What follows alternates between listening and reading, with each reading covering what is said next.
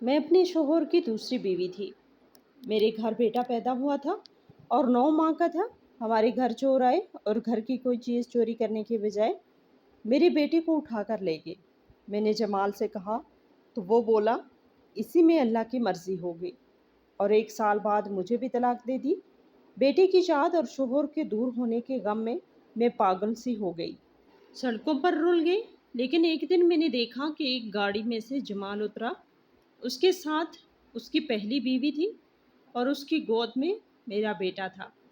पूछा कि ऐसा क्यों किया, तो जान निकल गई क्योंकि मेरा नाम शीबा है और मैं एक मामूली सी रिसेप्शनिस्ट थी। जिस कंपनी में मैं काम करती थी वो कंपनी बहुत बड़ी थी। उसके मालिक के बारे में लोग हमेशा तरह तरह की बातें करते रहते थे। उसका नाम मोहम्मद अरसलान था। अक्सर लोग कहते थे कि सारा सरमाया, सारी दौलत और सारा कारोबार दरअसल उसकी बीवी का है। वो कहते थे कि उसकी बीवी उम्र में उससे 15 साल बड़ी है और अरसलान ने सिर्फ पैसों की खातिर उससे शादी की थी। अब वो उसी के पैसों पर कंपनी चला रहा है और इसी के कारोबार का मालिक बना बैठा है। लेकिन मुझे इन बातों में कोई दिलचस्पी नहीं थी।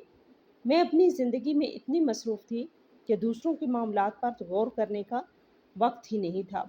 वैसे भी मैं समझती थी कि हर कामयाब इंसान के बारे में लोग कुछ न कुछ कहते ही रहते हैं, इसीलिए मैंने कभी इन बातों को संजीदगी से नहीं लिया। मगर इस वक्त मुझे बिल्कुल अंदाज़ा नहीं था कि ये सब बातें एक दिन मेरी अपनी ज़िंदगी से भी जुड़ जाएंगी। मैं इस दुनिया में हमेशा से अकेली नहीं थी। मेरी एक माँ थी। हम दोनों एक छोटे से फ्लैट में रहते थे। मेरी माँ ने सारी ज़िंदगी मेहनत की थी। वो दूसरों के घरों में काम करती थी। सुबह सवेरे घर से निकल जाती और शाम ढले वापस आती। अपने हाथों की कमाई से उसने मुझे पढ़ाया लिखाया और इस काबिल बनाया कि मैं एक अच्छी कंपनी में नौकरी कर सकूं। लेकिन 1 साल पहले मेरी दुनिया बदल गई थी। अम्मी इस दुनिया से चली गई थी। उनके जाने के बाद वो छोटा सा फ्लैट मुझे पहले से कहीं ज़्यादा बड़ा लगने लगा था। हर चीज़ अपनी जगह मौजूद थी, लेकिन घर में ज़िंदगी नहीं रही थी। दरवाज़ा खोलते ही जो आवाज़ कभी मेरा इस्तकबाल करती थी वो खामोश हो चुकी थी। रात को खाना खाते हुए सामने वाली कुर्सी खाली होती थी और सुबह उठते वक्त कोई मुझे आवाज़ नहीं देता था। इस दिन भी मैं हस्बे मामूल दफ्तर में काम कर रही थी। शाम को छुट्टी हुई तो मैं बाहर निकल आई। आसमान पर काले बादल छाए हुए थे और कुछ ही देर में मूसलाधार बारिश शुरू हो गई। सड़क पर पानी जमा होने लगा। लोग जल्दी जल्दी अपनी गाड़ियों और मोटरसाइकिलों की तरफ भागने लगे। मैं इमारत के बाहर खड़ी रक्शे का इंतज़ार कर रही थी। एक रक्शा आता तो इसमें पहले ही मुसाफिर बैठे होते, दूसरा आता तो कहीं और मुड़ जाता। बारिश मुसलसल तेज़ होती जा रही थी। हवा के साथ पानी के छींटे मेरे कपड़ों तक पहुंच रहे थे। मैं परेशानी से सड़क की तरफ देख रही थी कि अचानक एक स्याह रंग की बड़ी गाड़ी आकर मेरे सामने रुकी। मैंने हैरानगी से देखा। गाड़ी का शीशा नीचे हुआ और अंदर मोहम्मद अरसलान बैठे थे। उन्होंने मेरी तरफ देखकर कहा, आपको अगर बुरा ना लगे तो मैं आपको घर छोड़ देता हूँ। मैं घबरा गई। मैंने फौरन कहा, नहीं सर, मैं चली जाऊँगी। वो हल्का सा मुस्कुराए और बोले, आप यहाँ कब तक खड़ी रहेंगी? बारिश रुकने का नाम नहीं ले रही और कोई रक्षा भी नहीं मिल रहा। मैं खामोश रही। फिर वो बोले, मैं घर जाऊँगा तो सोचता रहूँगा कि पता नहीं वो लड़की वक्त पर घर पहुँची या नहीं। आजकल हालात भी अच्छे नहीं हैं। मैंने एक लम्हे के लिए सोचा। दफ्तर में मेरी इनसे कभी खास बात नहीं हुई थी। जब वो आते थे तो सब लोग एक साथ सलाम करते थे और मैं भी इन्हीं में शामिल होती थी। कंपनी में बहुत से लोग ऐसे थे जिनसे इनकी अच्छी जान पहचान थी, लेकिन मैं इनमें शामिल नहीं थी। फिर भी इनकी बात में खुलूस महसूस हो रहा था। आखिर में गाड़ी का दरवाज़ा खोलकर बैठ गई। गाड़ी आहिस्ता आहिस्ता बारिश में आगे बढ़ने लगी। शीशे पर पानी की बूंदें मुसलसल गिर रही थी। वाइपर उन्हें हटाते जा रहे थे। गाड़ी के अंदर अजीब सी खामोशी थी। कुछ देर बाद उन्होंने पूछा, आपके घर में कौन कौन है? मैंने खिड़की से बाहर देखते हुए जवाब दिया, अम्मी थी, अब नहीं है। उन्होंने चौंक कर मेरी तरफ देखा, फिर धीरे से बोले, तो आप अकेली रहती हैं? मैंने सर हाँ में हिला दिया और कहा, जी। वो चंद लम्हे खामोश रहे, फिर बोले, डर नहीं लगता? میں نے ہلکی سی مسکراہٹ کے ساتھ کہا، جن باتوں سے ڈر لگتا تھا وہ تو پہلے ہی ہو چکی ہیں۔ انہوں نے دلچسپی سے میری طرف دیکھا اور پوچھا، کون سی باتیں؟ میرے گھرے میں ایک گھرا سی بن گئی۔ میں نے آہستہ سے کہا، یتیم ہونے سے، ماں کے چلے جانے سے، اس کے بعد اب کیا رہ گیا ہے؟ میری بات سن کر وہ خاموش ہو گئے۔ گاڑی میں چند دموں کے لیے صرف بارش کی آواز باقی رہ گئی۔ پھر کافی دیر بعد انہوں نے خود بات شروع کی۔ کہنے لگی، میری زندگی میں بھی ایک پچھتاوا ہے۔ میں نے پہلی بار ان کی طرف غور سے دیکھا۔ میں نے پوچھا، کیا؟ انہوں نے سڑک پر نظریں جمائے ہوئے جواب دیا، مجھے سچا پیار کبھی نہیں ملا۔ ان کے لہجے میں ایسی اداسی تھی جس کی مجھے توقع نہیں تھی۔ میں کچھ نہ بول سکی۔ میرے پاس اس بات کا کوئی جواب نہیں تھا۔ اس کے بعد باقی راستہ خاموشی سے گزرا۔ چند منٹ بعد گاڑی میرے فلیٹ کے سامنے آ کر رک گئی۔ میں نے ان کا شکریہ ادا کیا اور گاڑی سے اتر گئی۔ بارش اب بھی جاری تھی۔ میں سیڑھیاں چڑھ کر اپنے فلیٹ تک پہنچی اور دروازہ کھول کر اندر آ گئی۔ کھڑکی کے پاس جا کر میں نے ایک بار نیچے دیکھا۔ گاڑی وہاں سے جا چکی تھی۔ میں نے دروازہ بند کیا اور اپنی معمولی کی زندگی میں واپس آ گئی۔ لیکن اس وقت مجھے بالکل اندازہ نہیں تھا کہ میری زندگی میں آگے کیا ہونے والا تھا۔ اگلے دن جب میں دفتر پہنچی تو ماحول عام دنوں سے مختلف تھا۔ ہر طرف چہل پہل تھی۔ لوگ ایک دوسرے سے باتیں کر رہے تھے۔ کوئی اندازے لگا رہا تھا کہ کس کی تنخواہ بڑھے گی اور کس کو پروموشن ملے گا۔ میں اپنی میز پر بیٹھی فون سنبھال رہی تھی اور آنے جانے والوں کو اندراج کر رہی تھی۔ مجھے یقین تھا کہ اس سارے معاملے میں میرا کوئی تعلق نہیں ہے۔ میں ایک معمولی سی ریسیپشنسٹ تھی۔ ابھی مجھے وہاں کام کرتے ہوئے 1 سال بھی مکمل نہیں ہوا تھا۔ اسی لیے میں نے کبھی یہ سوچا بھی نہیں تھا کہ میرا نام کسی فہرست میں ہوگا۔ دوپہر کے وقت تمام ملازمین کو ایک ہال میں جمع کیا گیا۔ ایک ایک کر کے نام پکارے جانے لگے۔ بڑے عہدوں پہ کام کرنے والے لوگ آگے جا رہے تھے۔ کسی کی ترقی ہو رہی تھی اور کسی کی تنخواہ میں اضافہ کیا جا رہا تھا۔ میں خاموشی سے سب کچھ دیکھ رہی تھی۔ پھر اچانک میرا نام پکارا گیا۔ چند لمحوں کے لیے مجھے لگا شاید میں نے غلط سنا ہے۔ میں حیرانی سے ادھر ادھر دیکھنے لگی۔ دوبارہ میرا نام لیا گیا تو میں آہستہ آہستہ اپنی جگہ سے اٹھی اور آگے چلی گئی۔ میرے دل کی دھڑکن تیز ہو گئی تھی۔ مجھے بتایا گیا کہ میری تنخواہ میں 8,000 روپے کا اضافہ کیا جا رہا ہے۔ میں چند لمحے کچھ سمجھ ہی نہ سکی۔ 32,000 سے سیدھا 40,000، میرے لیے یہ بہت بڑی رقم تھی۔ مجھے اپنی ماں یاد آ گئی جو کبھی چند 100 روپے بچانے کے لیے مہینوں حساب لگایا کرتی تھی۔ میں نے دل ہی دل میں سوچا کہ اگر وہ آج زندہ ہوتی تو کتنی خوش ہوتی۔ جب تقریب ختم ہوئی تو کئی لوگ میرے پاس آ گئے۔ ایک لڑکی نے حیرانی سے کہا، تمہارا تو ابھی پروموشن بنتا ہی نہیں ہے۔ دوسری بولی، ابھی تم یہاں آئے 1 سال بھی نہیں ہوا۔ کسی نے کہا، واقعی قسمت ہو تو ایسی ہو۔ میں بس مسکرا دیتی تھی کیونکہ میرے پاس کوئی جواب نہیں تھا۔ شام کو میں نے ہمت کر کے ارسلان سر کے دفتر کے دروازے پہ دستک دی۔ انہوں نے اندر آنے کو کہا۔ میں اندر گئی تو وہ اپنی میز کے پیچھے بیٹھے کچھ فائلیں دیکھ رہے تھے۔ میں نے کہا، سر شکریہ۔ انہوں نے سر اٹھا کر میری طرف دیکھا اور بولے، کس بات کا؟ میں نے کہا، تنخواہ بڑھانے کا۔ وہ ہلکا سا مسکرائے، پھر بولے، تم محنت کرتی ہو، اچھی ملازم ہو، اس لیے ملا ہے۔ میں نے کہا، پھر بھی شکریہ۔ اس دن ہماری چند منٹ بات ہوئی۔ معمولی سی گفتگو تھی لیکن نہ جانے کیوں مجھے اچھا لگا۔ اس کے بعد وقت گزرتا گیا۔ 2-3 مرتبہ پھر ایسا ہوا کہ دفتر سے واپسی پر انہوں نے مجھے گھر چھوڑ دیا۔ اب پہلے والی جھجک کم ہو چکی تھی۔ راستے میں ہم باتیں کرتے، کبھی دفتر کے بارے میں، کبھی زندگی کے بارے میں، کبھی اپنے بچپن کی باتیں کرتے اور کبھی بس خاموشی سے سفر گزرتا رہتا۔ مجھے محسوس ہونے لگا تھا کہ وہ مجھ سے دوسروں کی نسبت زیادہ بات کرتے ہیں اور شاید انہیں بھی میری صحبت اچھی لگنے لگی تھی۔ پھر ایک دن ایسا آیا جس نے سب کچھ بدل دیا۔ اس دن شام کا وقت تھا۔ سورج ڈوب رہا تھا اور سڑکوں پر نارنجی روشنی پھیلی ہوئی تھی۔ وہ مجھے گھر چھوڑنے آئے تھے۔ جب گاڑی میری فلیٹ کے سامنے رکی تو میں دروازہ کھولنے لگی۔ اچانک انہوں نے مجھے پکارا۔ میں نے ان کی طرف دیکھا۔ وہ چند لمحے خاموش رہے، پھر آہستہ سے بولے، تم مجھے بہت اچھی لگتی ہو۔ میرے ہاتھ وہیں رک کے میرا دل زور سے دھڑکنے لگا۔ میں نے کچھ نہیں کہا۔ وہ بھی مزید کچھ بولے بغیر گاڑی آگے بڑھا کر چلے گئے۔ میں دیر تک وہیں کھڑی رہ گئی۔ اس رات میں بستر پر لیٹی رہی مگر نیند میری آنکھوں سے کوسوں دور تھی۔ بار بار ان کا چہرہ میرے سامنے آتا، بار بار ان کی آواز میرے کانوں میں گونجتی، تم مجھے بہت اچھی لگتی ہو۔ میں پوری رات انہی کے بارے میں سوچتی رہی۔ اگلے دن رات کو میرے فون پر ان کا پیغام آیا۔ انہوں نے پوچھا، کیا میں بھی تمہیں اچھا لگتا ہوں؟ میں کافی دیر تک موبائل کو دیکھتی رہی، میرا دل دھڑک رہا تھا۔ پھر آخر میں نے جواب لکھ دیا، ہاں۔ پیغام بھیجتے ہی میرے چہرے پر مسکراہٹ آ گئی۔ سچ تو یہ تھا کہ وہ مجھے اچھے لگتے تھے۔ وہ وجیہ تھے، پراعتماد تھے اور مجھ سے شاید صرف 4 یا 5 سال بڑے ہوں گے۔ اس کے بعد ہمارے درمیان پیغامات کا سلسلہ شروع ہو گیا۔ پہلے چند باتیں ہوتی، پھر گھنٹوں گفتگو ہونے لگی، پھر پوری پوری رات گزر جاتی اور ہمیں وقت کا احساس ہی نہ ہوتا۔ انہی باتوں کے دوران ایک دن انہوں نے اپنی ازدواجی زندگی کا ذکر کیا۔ کہنے لگی، میری بیوی مجھ سے محبت نہیں کرتی۔ میں خاموشی سے سنتی رہی۔ انہوں نے کہا، وہ میرا خیال نہیں رکھتی۔ پھر بولے، ہماری زندگی میں اب پہلے جیسی بات نہیں رہی، ہم صرف نام کے میاں بیوی ہیں۔ انہوں نے بتایا کہ ان کی بیوی کا نام عروج ہے۔ کہنے لگے، اسے ہمیشہ اپنے پیسے اور اپنی جائیداد کا غرور رہا۔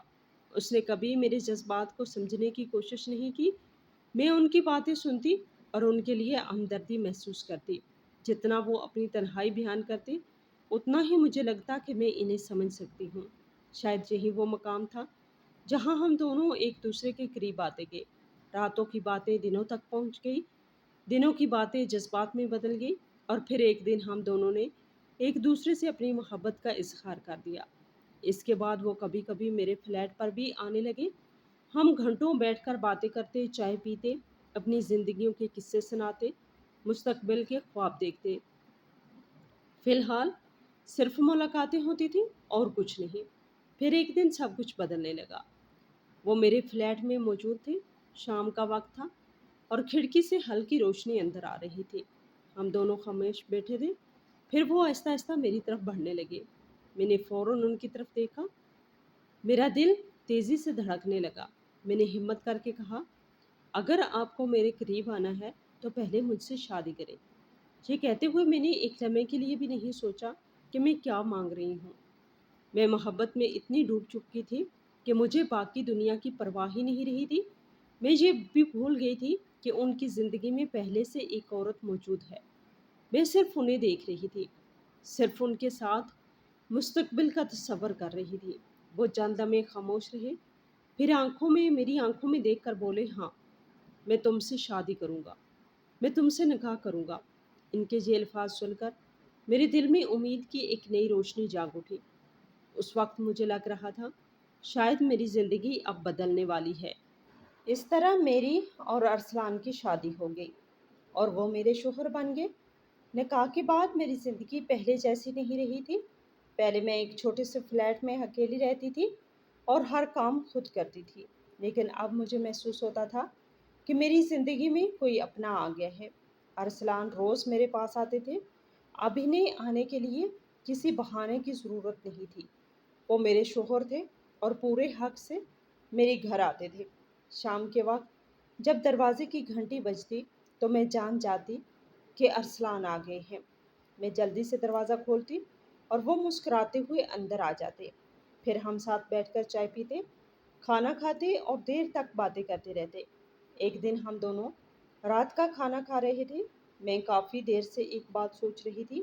آخر میں نے پوچھ ہی لیا کہ آپ کی بیوی کو شک تو نہیں ہوتا؟ ارسلان نے پانی کا گلاس میز پر رکھتے ہوئے میری طرف دیکھا اور بولے، نہیں۔ میں نے کہا، اور اگر کسی دن اسے شک ہو گیا تو؟ وہ ہلکا سا مسکرائے، پھر بولے، کیوں، تم مجھ سے ڈرتی ہو؟ میں نے فوراً سر ہلا دیا، نہیں، ڈر نہیں رہی، لیکن میں اس کے مقابلے میں آئی ہوں، اس کے راستے میں آئی ہوں۔ اگر کوئی عورت میرے راستے میں آتی تو وہ میری دشمن ہوتی، اور وہ بھی مجھے اپنا دشمن ہی سمجھے گی۔ ارسلان کرسی سے ٹیک لگا کر بیٹھ کے پھر بولے، فکر مت کرو، اسے کبھی پتہ نہیں چلے گا۔ میں خاموشی سے انہیں دیکھتی رہی۔ وہ بولے، انسان اسی کے بارے میں فکر کرتا ہے جس سے محبت کرتا ہو۔ وہ مجھ سے محبت ہی نہیں کرتی، اس نے اپنی دنیا ہے اور میری اپنی دنیا ہے۔ پھر چند لمحے खामोश रहकर कहने लगे, वैसे भी हमारी शादी को 10 साल हो चुके हैं। मैंने पूछा, फिर? वो आहिस्ता से बोले, अभी तक हमारी कोई औलाद नहीं हुई। मैंने उनकी आंखों में पहली बार एक उदासी देखी। फिर वो मेरी तरफ देखकर बोले, मैं चाहता हूँ कि हमारी औलाद हो। मैं चाहता हूँ कि हमारा अपना बच्चा हो।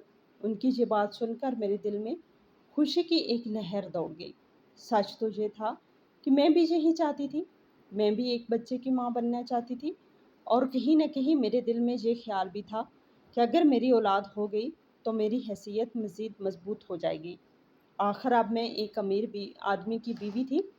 वक्त गुजरता गया, मैंने नौकरी छोड़ दी। मुझे लगा अब वहाँ काम करने की ज़रूरत नहीं रही थी। अरसलान मेरा पूरा खर्चा उठाते थे। फ्लैट का किराया वो देते थे, बिजली के बिल वो अदा करते थे, मेरा जेब खर्चा भी वही देते थे।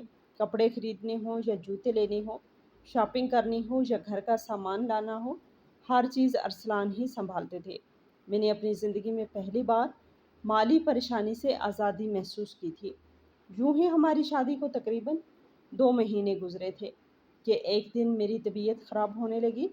पहले मुझे लगा शायद थकन है, लेकिन जब मैं कई दिन तक कैफियत बरकरार रही तो मैं डॉक्टर के पास गई। चंद टेस्ट हुए, फिर डॉक्टर ने मुस्कुराकर बोली, मुबारक हो, आप माँ बनने वाली हैं। मेरे कानों में जैसे खुशी की घंटियाँ बजने लगी। मैं क्लिनिक से बाहर निकलते ही अरसलान को फ़ोन करने लगी। उन्होंने फ़ोन उठाया तो मैंने फ़ौरन खबर सुना दी। चंद लम्हे खामोशी रही, फिर उनकी खुशी भरी आवाज़ सुनाई दी, सच कह रही हो? मैं हंस पड़ी, जी। इस दिन वो शाम को मेरे लिए फूल लेकर आए। उनकी खुशी उनके चेहरे से साफ ज़ाहिर हो रही थी। इसके बाद उन्होंने मेरा बहुत ख्याल रखा। अगर मुझे किसी चीज़ की ज़रूरत होती तो वो फ़ौरन पूरी करते। मेरी खुराक का ख़ास ख्याल रखा जाता। फल आते, जूस आते, खुश्क मेवाजात आते, दवाएं वक्त पर दी जाती। वो अक्सर कहते कि अब तुम सिर्फ अपना और बच्चे का ख्याल रखो। महीने गुजरते गए। आहिस्ता आहिस्ता बच्चे की आमद की तैयारियां भी शुरू हो गई। छोटे छोटे कपड़े खरीदे गए, नन्हे मोज़े, छोटी टोपियाँ, खिलौने और एक खूबसूरत सा झूला। मैं अक्सर बैठकर वो सारा सामान देखती और अपने आने वाले बच्चे के बारे में सोचती रहती। आखिर वो दिन भी आ गया जब मेरी डिलीवरी हुई। कई घंटों की तकलीफ़ और इंतज़ार के बाद अल्लाह ने मुझे एक बेटा अता किया। जब नर्स ने पहली बार मेरा बच्चा मेरी गोद में रखा तो मेरी आंखों से बेख्तियार आंसू निकल आए। वो बहुत छोटा था, उसके नन्हे नन्हे हाथ थे, बंद आंखें थी और नरम सा चेहरा था। मैं उसे देखती ही रह गई। अरसलान भी बेहद खुश थे, लेकिन खुशी के साथ एक फ़िक्र भी सामने आ गई। डॉक्टरों ने बताया कि बच्चा कुछ कमज़ोर है। ये सुनकर मैं परेशान हो गई। मैंने तो पूरी एहतियात की थी, अच्छी खुराक खाई थी, दवाएं वक्त पर ली थी, फिर भी बच्चा कमज़ोर क्यों था? मैं और अरसलान दोनों ने डॉक्टर से तफसील से बात की। डॉक्टर ने बच्चे का मुआयना किया और फिर इत्मीनान से बोली, परेशान होने की ज़रूरत नहीं है। बच्चे को कम अज़ कम 9 महीने तक माँ का दूध पिलाएं। इससे इसकी सेहत बेहतर होगी, बीमारियाँ कम लगेगी और जो कमी है वो आहिस्ता आहिस्ता पूरी हो जाएगी। अरसलान फ़ौरन बोले, अगर ज़रूरत पड़ी तो हम दुनिया का बेहतरीन दूध खरीद लेंगे। डॉक्टर मुस्कुरा दी, लेकिन मैं खामोश बैठी सोचती रही। घर वापस आकर मैंने अरसलान से कहा, मैं खुद अपने बच्चे को दूध पिलाऊंगी। मैं चाहती हूँ कि वो मजबूत और सेहतमंद हो जाए। अरसलान ने मेरी बात मान ली। फिर मेरी सारी तवज्जो अपने बेटे पर मरकूज हो गई। दिन रात इसी की देखभाल करती, उसे गोद में लिए रखती, उसकी हर छोटी बड़ी ज़रूरत का ख्याल रखती। जब वो सोता तो मैं देर तक इसका चेहरा देखती रहती, और जब वो जागता तो मेरी सारी दुनिया इसी के गिर्द घूमने लगती। आखिर हमने अपने बेटे का नाम मोहम्मद अली रखा, और मुझे लगता था कि मेरी ज़िंदगी की हर खुशी अब इस नन्हे से वजूद में सिमट आई है। जब से मोहम्मद अली पैदा हुआ था, मेरी ज़िंदगी का ज़्यादातर वक्त उसी के साथ गुजरता था। लेकिन एक और बात भी थी जो मैंने आहिस्ता आहिस्ता महसूस की। अरसलान अब पहले से कहीं ज़्यादा वक्त मेरे फ्लैट में गुजारने लगे थे। पहले वो चंद घंटों के लिए आते थे और फिर वापस चले जाते थे, लेकिन अब अक्सर ऐसा होता कि वो रात भी मेरे फ्लैट में ही गुजारते। हफ्ते के 7 दिनों में से 5 या 6 दिन वो मेरे पास होते थे। शुरू शुरू में मुझे ये बात अजीब लगती थी। एक रात हम दोनों बैठे थे علی اپنے جھولے میں سو رہا تھا، پنکھا آہستہ آہستہ چل رہا تھا اور کمرے میں ہلکی سی روشنی پھیلی ہوئی تھی۔ میں نے ارسلان کی طرف دیکھ کر کہا، آپ کی بیوی کو شک نہیں ہوتا؟ انہوں نے چونک کر میری طرف دیکھا۔ میں نے کہا، آپ اکثر راتیں بھی جہاں گزارتے ہیں، وہ پوچھتی نہیں؟ ارسلان ہلکا سا مسکرائے، پھر بولے، میں نے تمہیں پہلے بھی بتایا تھا کہ اسے شک نہیں ہوتا۔ میں خاموش ہو گئی۔ ارسلان نے بات ختم کر دی، لیکن میں کافی دیر تک سوچتی رہی۔ میرے دل میں یہی خیال آ رہا تھا کہ شاید واقعی عروج کو اپنے شوہر کی کوئی پرواہ نہیں تھی۔ آخر کون سی بیوی ہوگی جس کا شوہر بار بار گھر سے باہر راتیں گزارے اور وہ پوچھے تک نہیں؟ جتنا میں سوچتی اتنا ہی مجھے لگتا کہ ارسلان جو کچھ کہتے تھے شاید سچ ہی کہتے تھے۔ ارسلان اکثر ایک ہی بات کہتے تھے، علی کو چھوڑ کر جانے کا دل نہیں کرتا۔ اور سچ پوچھیں تو میں خود بھی یہ بات محسوس کرتی تھی۔ رات کو جب علی جاگتا تو اکثر ارسلان ہی سب سے پہلے اٹھ جاتے، وہ اسے گود میں لے لیتے، کمرے میں آہستہ آہستہ چلتے رہتے، کبھی اس کے سر پر ہاتھ پھیرتے، کبھی اسے سینے سے لگا لیتے، اور چند منٹ بعد علی دوبارہ سکون سے سو جاتا۔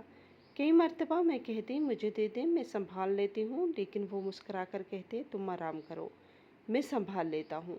یہ دیکھ کر مجھے خوشی ہوتی تھی، مجھے لگتا تھا کہ میرا بیٹا بہت خوش قسمت ہے، اسے ایک ایسا باپ ملا ہے جو اس سے بے حد محبت کرتا ہے۔ وقت تیزی سے گزرتا گیا۔ علی اب پہلے جیسا کمزور نہیں رہا تھا، اس کے گال بھرنے لگے تھے، اس کی آنکھوں میں چمک آ گئی تھی، وہ اب مسکراتا بھی تھا اور ارد گرد کی چیزوں کو غور سے دیکھتا بھی تھا۔ ڈاکٹر نے جو ہدایت دی تھی میں نے پوری طرح ان پر عمل کیا تھا۔ 9 مہینے گزر گئے، پھر 10 دن اور گزر گئے، پھر 15 دن۔ اب علی صرف دودھ پر نہیں تھا، وہ ٹھوس غذائیں بھی کھانے لگا تھا۔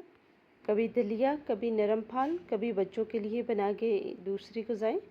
اس کی صحت واقعی بہت بہتر ہو چکی تھی۔ میں اسے دیکھ کر مطمئن ہو جاتی تھی۔ مجھے لگتا تھا کہ زندگی آخر کار میرے حق میں بدل گئی ہے۔ میرے پاس شوہر تھا، میرا خوبصورت بیٹا تھا اور مالی پریشانی بھی نہیں تھی۔ سب کچھ ٹھیک چل رہا تھا، لیکن پھر ایک دن ایسا آیا جس نے میری زندگی کا رخ بدل دیا۔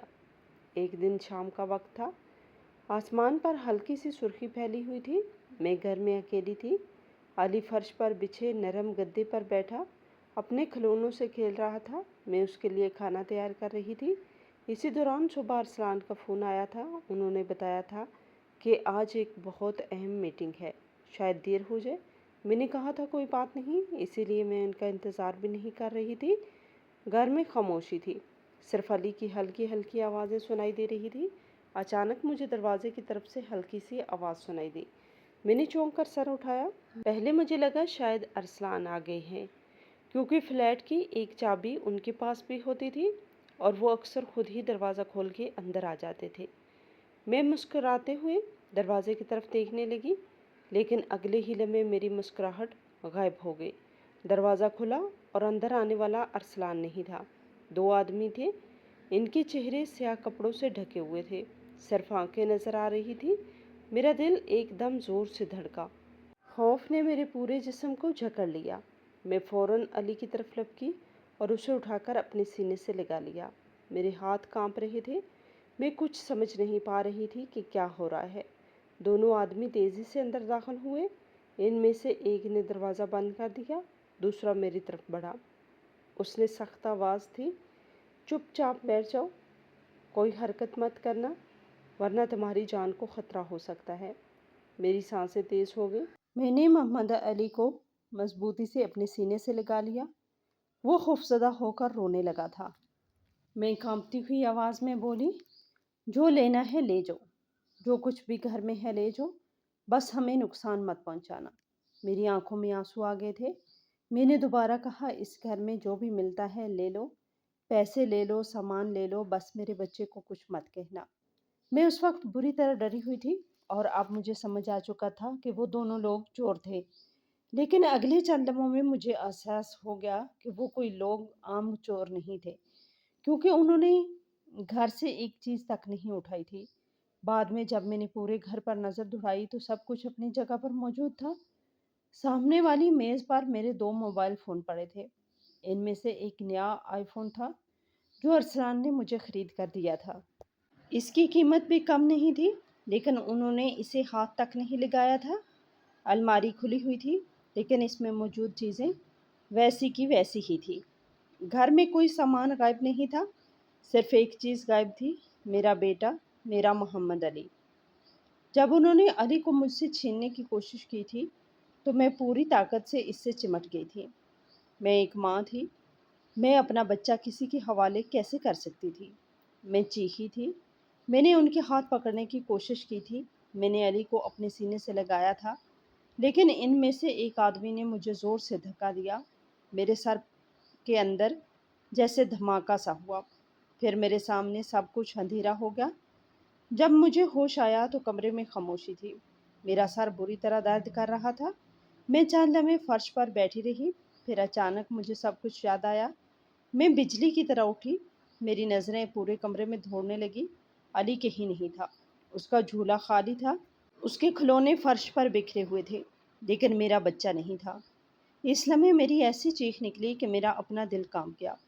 میں پاگلوں کی طرح پورے گھر میں دوڑنے لگی، کبھی ایک کمرے میں جاتی، کبھی دوسرے میں، حالانکہ مجھے معلوم تھا کہ وہ یہاں نہیں ہے۔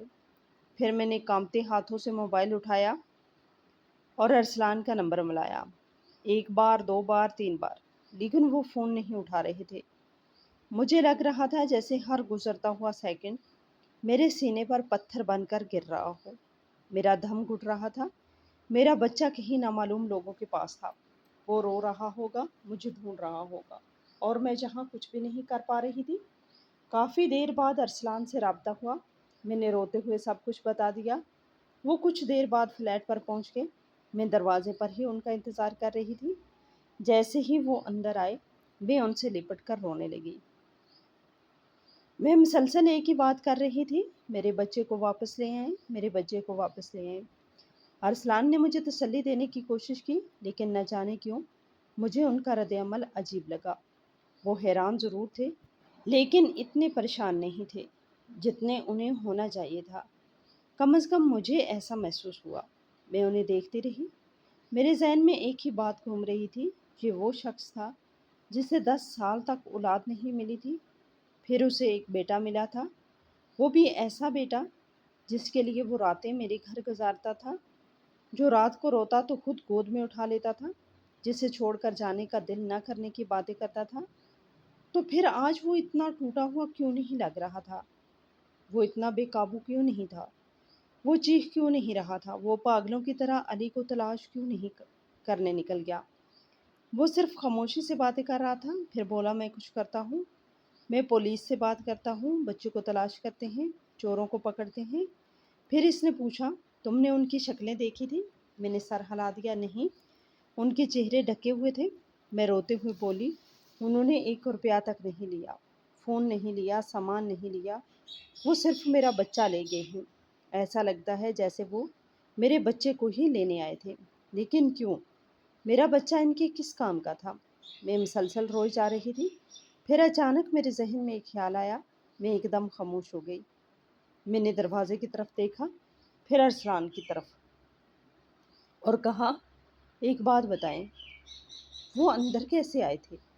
ارسلان نے میری طرف دیکھا، میں بولی، اس طرف کوئی کھڑکی نہیں ہے، میرا فلیٹ 4تھی منزل پر ہے، پیچھے کی طرف کھڑکیاں ہیں، لیکن وہاں سے کوئی اوپر چڑھ نہیں سکتا۔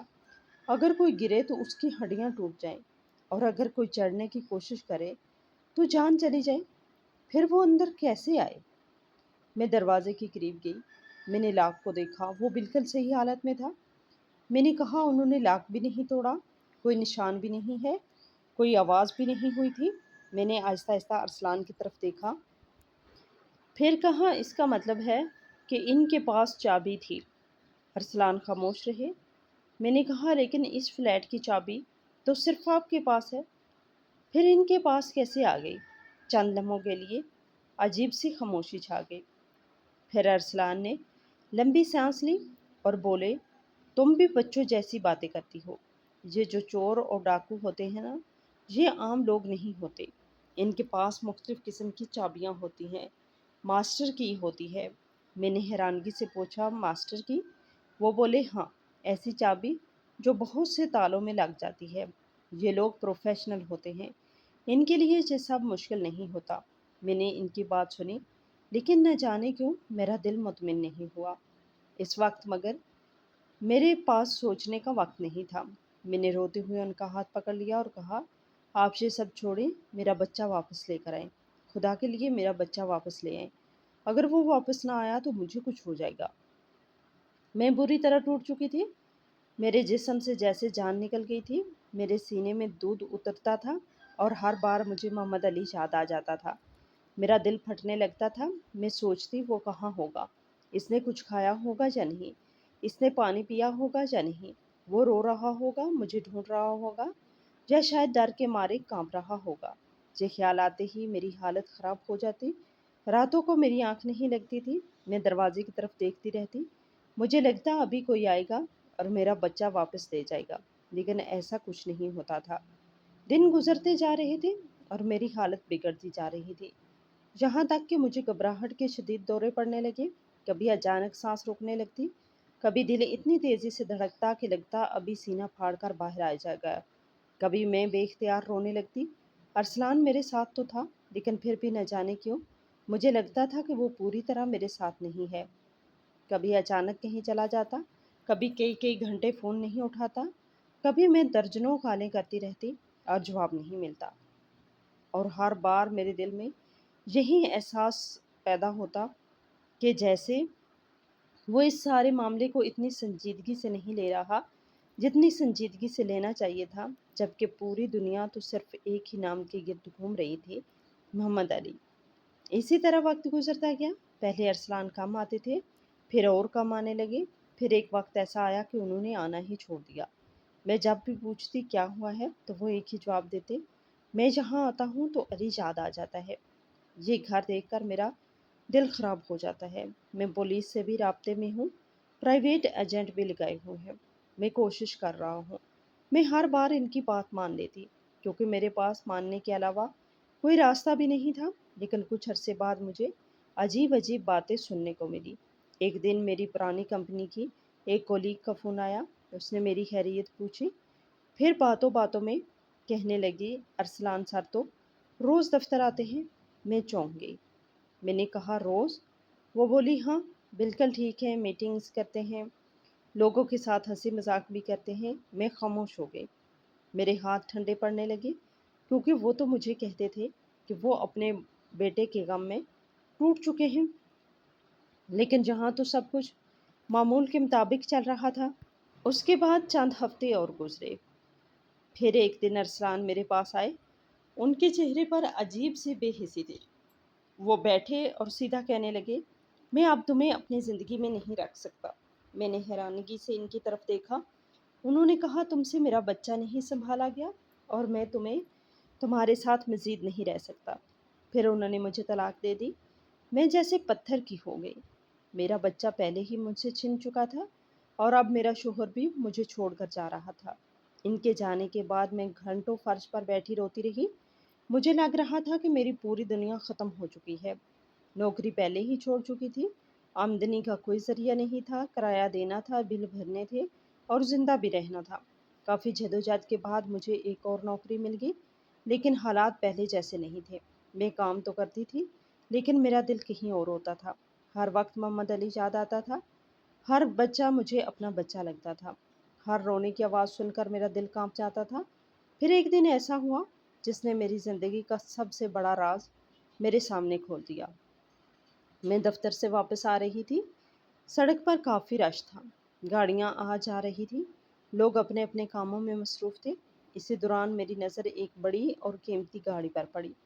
گاڑی ایک بڑے ہوٹل کے سامنے آ کر رکی۔ میں نے بس یوں ہی اس کی طرف دیکھا، لیکن اگلے ہی لمحے میری سانس رک گئی۔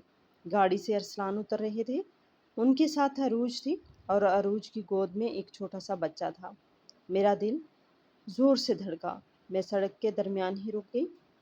وہ بچہ، وہ محمد علی تھا۔ میں اپنی اولاد کو کیسے نہیں پہچانتی؟ اس کا چہرہ، اس کی آنکھیں، اس کے بال، میں فوراً پہچان گئی تھی۔ میری ٹانگیں کانپنے لگی۔ میں تقریباً دوڑتی ہوئی ان کی طرف گئی۔ ارسلان گاڑی پارک کرنے کے لیے دوسری طرف چلے گئے تھے۔ عروج بچے کو گود میں لیے کھڑی تھی۔ میں اس کے سامنے جا کر رک گئی۔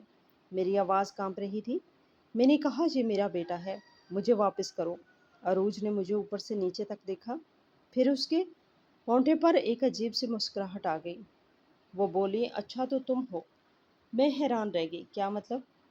वो हंस दी, फिर बोली, देखो, मैंने अपने शोहर को ज़मीन से उठाकर आसमान पर बैठाया था। सब कुछ मेरा था। अगर वो मुझसे बेवफाई करता तो सड़क पर आ जाता, क्योंकि आज भी सब कुछ मेरा है। वो चंद लम्हे रुकी, फिर बोली, हाँ एक मसला ज़रूर था। हमारे यहाँ औलाद नहीं हो रही थी। मेरी उम्र ज़्यादा हो रही थी और यही मसला था। इसने मोहम्मद अली को थोड़ा सा संभाला और फिर मेरी तरफ देखकर बोली, फिर अरसलान ने एक मंसूबा बनाया। उसने तुमसे शादी की, तुमसे बच्चा पैदा किया, और जब बच्चा पैदा हो गया तो हम उसे ले लेते। लेकिन डॉक्टर ने कहा था कि बच्चे को माँ का दूध ज़रूरी है, इसीलिए तुम्हारे पास रहने दिया। 9 महीने, फिर जब ज़रूरत ख़त्म हो गई तो बच्चा भी ले लिया गया। वो अगवाकार हमने भेजे थे। अरसलान ने तुम्हारे फ्लैट की चाबी इनको दी थी और उनको कहा था कि तुम्हें हाथ तक ना लगाए, लेकिन बच्चा लेकर आ जाए। इसी दिन से बच्चा मेरे पास आ गया था और तुम्हें तलाक भी दे दी गई। इसकी आवाज़ में ऐसी सदमोरी थी कि मेरा जिस्म सुन्न होने लगा। वो बोली, तुम्हारा किरदार बस इतना ही था, कहानी यहाँ ख़त्म हो गई। फिर इसने अपने पर्स की तरफ इशारा किया और बोली, अगर कुछ पैसे चाहिए हों तो बता दो, लेकिन ये बच्चा, ये तुम्हें कभी वापस नहीं मिलेगा। 7 बार दोबारा पैदा हो जाओ तब भी नहीं। मैं साकत खड़ी रह गई, मेरे कानों में शोर सा गूंजने लगा। इसीलिए मैं अरसलान भी वापस आ गए। उन्होंने मुझे देखा, फिर अरूज को देखा और फौरन समझ गए कि सब कुछ सामने आ चुका है। मैं उनकी आंखों में खौफ तलाश कर रही थी, शर्मिंदगी तलाश कर रही थी, पछतावा तलाश कर रही थी, लेकिन वहाँ कुछ नहीं था, सिर्फ बेहिसी थी, जैसे उन्हें अब किसी बात की परवाह ही ना रही हो। फिर वो दोनों अंदर होटल की तरफ चल दिए। मेज़ पर बैठ के खाना मंगवाने लगे, जैसे मैं वहाँ मौजूद ही ना हूँ, जैसे मेरी ज़िंदगी बर्बाद ही ना हुई हो, जैसे मेरा बच्चा मुझसे छीना ही ना गया हो। मैं वहीं खड़ी रही, मेरी नज़रें सिर्फ मोहम्मद अली पर थी। वो हंस रहा था, कभी अरूज की तरफ देखता, कभी अरसलान की तरफ। वो खुश नज़र आ रहा था और शायद मुझे भूल भी चुका था। आखिर 1.25 साल गुजर चुका था। मैं आहिस्ता आहिस्ता पीछे हटी, फिर होटल से बाहर निकल आई। मेरे कदम बहुत भारी हो चुके थे। मैं चलती जा रही थी, बगैर ये जाने कि कहाँ जा रही हूँ। काफ़ी दूर जाकर सड़क के किनारे एक बेंच पर बैठ गई। शाम ढल रही थी, लोग आ जा रहे थे, गाड़ियाँ गुजर रही थी, लेकिन मुझे कुछ सुनाई नहीं दे रहा था। मैं सिर्फ एक ही सवाल सोच रही थी कि मेरा कसूर क्या था।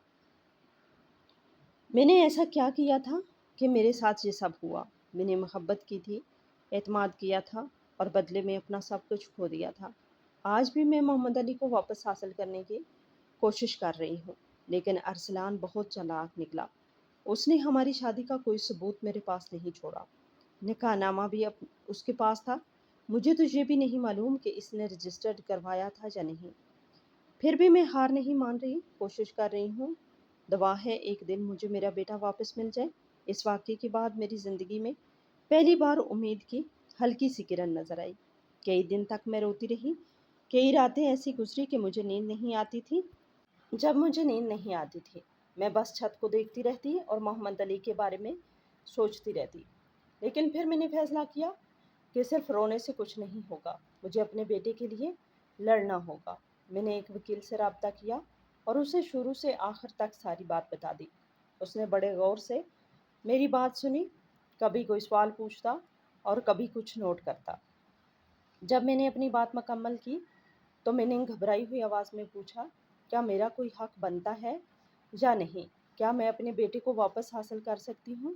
वकील चंद लम्हे खामोश रहा, फिर इसने मेरी तरफ देखकर कहा, अगर डीएनए रिपोर्ट से ये साबित हो जाए कि आप ही बच्चे की हकीकी माँ है, तो मामला इतना कमज़ोर नहीं जितना आप समझ रही हैं।